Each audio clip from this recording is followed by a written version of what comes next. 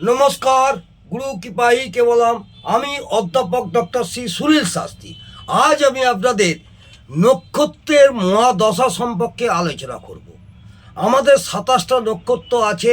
এই 27টা নক্ষত্রের মধ্যে জাতক জাতিকারা কখন কোন নক্ষত্রের মহাদশায় পড়ছে সেই সম্পর্কে আমি বিস্তারিত আলোচনা করছি।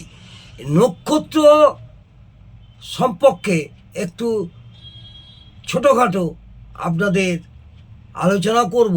এই নক্ষত্র নিয়ে কি করে দশা, অন্তর্দশা বা মহাদশা চলে। আমি আপনাদের মহাদশা নিয়ে আমি বলছি।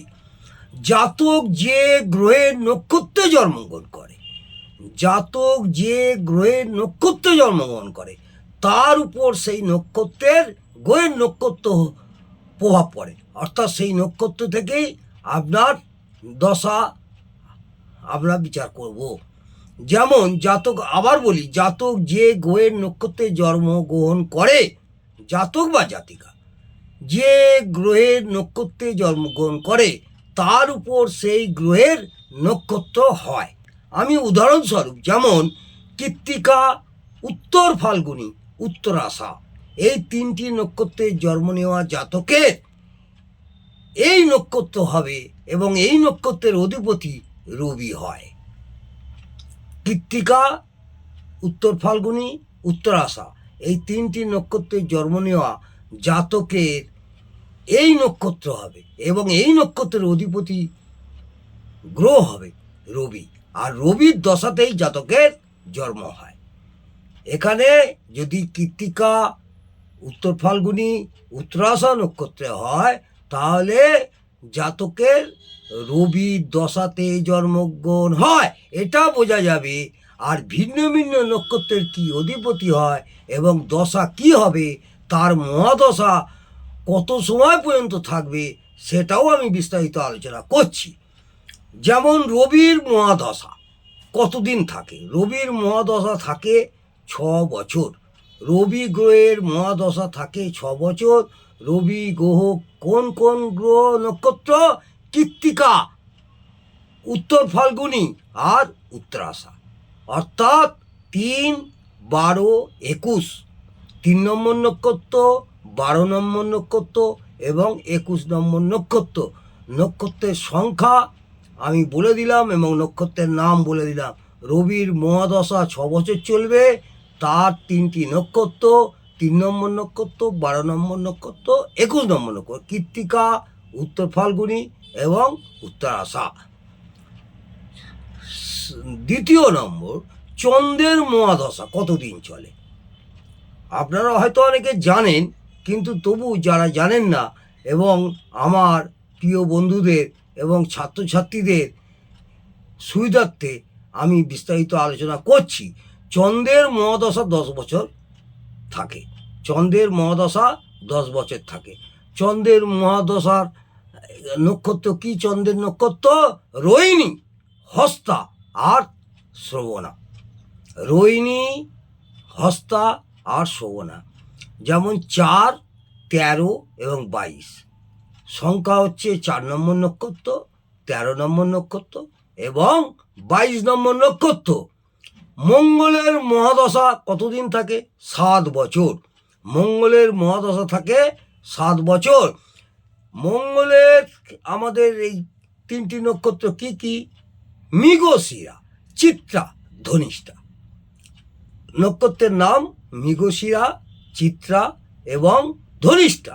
মৃগশিরা নক্ষত্র 5 নম্বর নক্ষত্র, চিত্রা 14 নম্বর নক্ষত্র, ধনিষ্ঠা হচ্ছে 23 নম্বর নক্ষত্র। অর্থাৎ 5, 14, 23 মনে রাখতে হবে। মঙ্গলের মহাদশা 7 বছর। রাহুর মহাদশা 18 বছর। রাহুর মহাদশা 18 বছর। রাহুর মহাদশার 3টি নক্ষত্রের নাম বলি: আদ্রা, স্বাতী এবং শতবিশা। আদ্রা নক্ষত্র, স্বাতী নক্ষত্র এবং শতবিশা নক্ষত্র। আদ্রা নক্ষত্রের সংখ্যা 6, স্বাতীর 15, শতবিশা 24। তার মানে 6, 15, 24 হচ্ছে রাহুর নক্ষত্রের সংখ্যা। এরপরে বৃহস্পতির মহাদশা কতদিন থাকে? 16 বছর। বৃহস্পতির মহাদশা থাকে 16 বছর। বৃহস্পতির তিনটি নক্ষত্র হচ্ছে পুনর্বসু, বিশাখা, পূর্ব ভাদ্রপদ। পুনর্বসু, বিশাখা, পূর্ব ভাদ্রপদ, তার মানে 7 নম্বর নক্ষত্র, 16 নম্বর নক্ষত্র এবং 25 নম্বর নক্ষত্র। 7, 16, 25 হচ্ছে আপনার বৃহস্পতির মহাদশা নক্ষত্র। শনির মহাদশা কত বছর থাকে? 19 বছর। রাহুর থাকে 18 বছর, বৃহস্পতি থাকে 16 বছর, শনি থাকে 19 বছর। 19 বছর এই শনি গ্রহরাজের মহাদশা চলে। কোনো জাতক জাতিকাদের তাদের যে নক্ষত্র হয়, 3টি নক্ষত্র পুষ্যা, অনুরাধা, উত্তর ভাদ্রপদ। পুষ্যা, অনুরাধা, উত্তর ভাদ্রপদ। পুষ্যা নক্ষত্রের সংখ্যা 8, অনুরাধা নক্ষত্রের সংখ্যা 17, আর উত্তর ভাদ্রপদ নক্ষত্রের হচ্ছে 26। বুধের মহাদশা কতদিন চলে? 17 বছর। বুধ যুবক গ্রহ, এই বুধের গ্রহের মহাদশা চলে 17 বছর। বুধের গ্রহের নক্ষত্রের নাম অশ্লেষা, জ্যেষ্ঠা আর রেবতী। অশ্লেষা মানে হচ্ছে 9, জ্যেষ্ঠা 18 আর রেবতী হচ্ছে 27। অশ্লেষা নক্ষত্রের সংখ্যা 9, জ্যেষ্ঠার 18 আর রেবতী হচ্ছে 27। এরপর কেতুর মহাদশা কতদিন থাকে? কেতুর মহাদশা থাকে 7 বছর। কেতুর মহাদশা থাকে 7 বছর। কেতুর 3টি নক্ষত্র মগা, মূলা আর অশ্বিনী। মগা, মূলা, অশ্বিনী, অর্থাৎ অশ্বিনী, মগা, মূলা। এই মগা নক্ষত্রের সংখ্যা 10, মূলা নক্ষত্রের সংখ্যা 19 আর অশ্বিনী নক্ষত্রের সংখ্যা 1। শুক্রের মহাদশা কতদিন থাকে? শুক্রের মহাদশা সব থেকে বেশি 20 বছর। শুক্র দৈত্যগুরু শুক্রাচার্য, এই শুক্র গ্রহে মহাদশা চলে 20 বছর। এদের 3টি নক্ষত্রের নাম বলছি পূর্ব ফাল্গুনী, পূর্ব ফাল্গুনী, পূর্বসারা ও ভরণী। পূর্ব ফাল্গুনী, পূর্বসারা ও ভরণী। পূর্বসারা নক্ষত্র হচ্ছে 11, পূর্ব ফাল্গুনী নক্ষত্রের সংখ্যা হচ্ছে 11, পূর্বসারা নক্ষত্র হচ্ছে 20 আর ভরণী নক্ষত্র 2। এখানে বোঝা গেল জাতক জাতিকাদের যে নক্ষত্রে জন্মগ্রহণ করে তারই দশা চলে। সেই দশা মহাদশা কতদিন তার হয় সেইটা আমি আপনাদের জানালাম। জাতক যে গ্রহে জন্ম নেয় তার উপর সেই গ্রহের মহাদশা হয়, এটা মাথায় রাখতে হবে। জাতক যে গ্রহে জন্ম নেয় তার উপর সেই গ্রহের মহাদশা চলে। কিন্তু মহাদশা জানবার দ্বিতীয় পদ্ধতিও আছে। মহাদশা জানবার দ্বিতীয় পদ্ধতি আছে। দ্বিতীয় বিধি অনুসারে জাতক যে নক্ষত্রতে জন্ম নেয় সেটা মেনে নিন। যেমন ধরে নিন 27টি নক্ষত্র হলো, প্রথম নক্ষত্র থেকে সব কটা নক্ষত্র জেনে নিন। অশ্বিনী, ভরণী, কৃত্তিকা, রোহিণী করে 27টা নক্ষত্র আগে জানুন। যেমন 1, 10, 19, 1, 10, 19 কেতুর নক্ষত্র, 1, 10, 19 অশ্বিনী, মগার, মূলা। আর 2, 11, 20 ঠিক প্রথমটা যোগ করলে 1 হয়। তার মানে 1, 10, 19 যোগ করলে আমরা যদি সংখ্যাতত্ত্ব করি তাহলে 1 হয়, আর দ্বিতীয়টা যোগ করলে 2 হয়। ঠিক সেইভাবে ধরুন কৃত্তিকা নক্ষত্র মানে হলো 3। কৃত্তিকা নক্ষত্র জাতক, এখানে কৃত্তিকা, উত্তর ফাল্গুনী, উত্তরাষাঢ়া নক্ষত্র আমি আগেই বলেছি, এদের নক্ষত্র হলো 3। উত্তর ফাল্গুনী অর্থাৎ নক্ষত্র হলো 3, উত্তরাষাঢ়া যেটা হলো 12 নম্বর তার যোগ হয় 3, আর উত্তরাষাঢ়া যেটা 21 তারও যোগ হলো 3। তার মানে 3 নম্বর সংখ্যা হলো রবি। তাহলে আপনারা দ্বিতীয় পদ্ধতি জানতে পারলেন।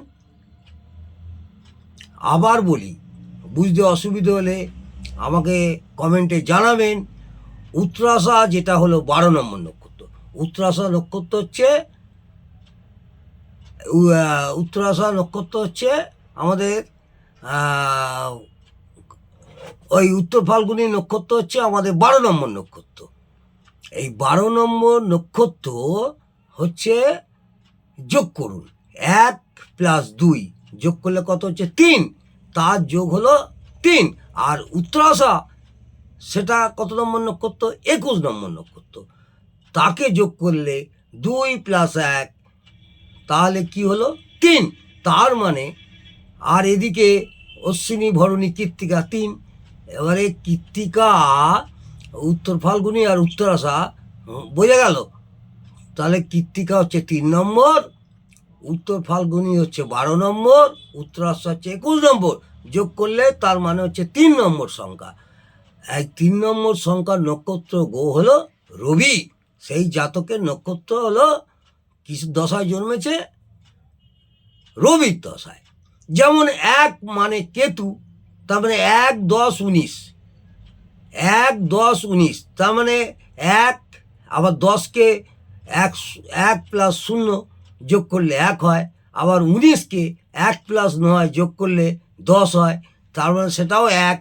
তাহলে 1 নম্বর মানে কেতু, 2 নম্বর মানে শুক্র, 3 নম্বর মানে এইভাবে প্রত্যেকটা, 3 নম্বর মানে রবি, 4 নম্বর মানে চন্দ্র, 5 নম্বর মানে মঙ্গল, 6 নম্বর মানে রাহু, আর 7 নম্বর মানে বৃহস্পতি, 8 মানে শনি, 9 মানে বুধ। বোঝা গেল? যদি আপনাদের বুঝতে কোনো অসুবিধা হয় কমেন্টে জানাবেন, আমি অবশ্যই উত্তর দেবো আগামী দিনে। আজকে আমি আপনাদের নক্ষত্রের মহাদশা সম্পর্কে আলোচনা করলাম। আর যদি ভালো লাগে কমেন্টে অবশ্যই জানাবেন, প্রশ্ন থাকলে কমেন্টে জানাবেন, এবং যদি ভালো লাগে তাহলে একটি লাইক করে আমাকে উৎসাহিত করবেন। আগামী দিনে আরও আপনাদের সুন্দর সুন্দর শিক্ষামূলক আলোচনা করব।